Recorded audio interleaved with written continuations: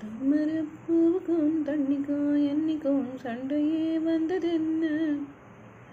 மாமன அள்ளி நீ தாவணி பொட்டுக்கோ மச்சினி யாரும் என்ன? ஐயாரட்டு நெல்ல போல அவசரமா சமஞ்ச ஐத்த மக பஞ்சத்துக்கு ஆதாரமா மஞ்ச குட்டி போட்ட பூனை போல காலை சுத்தி குழஞ்ச சொந்தக்காரன் நான் தானே தொட்டு பார்க்க கூடாத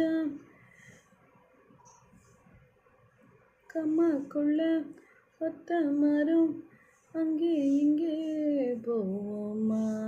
கம்மா தண்ணி வெத்தும் போதும் திரும்பிடுவோம்.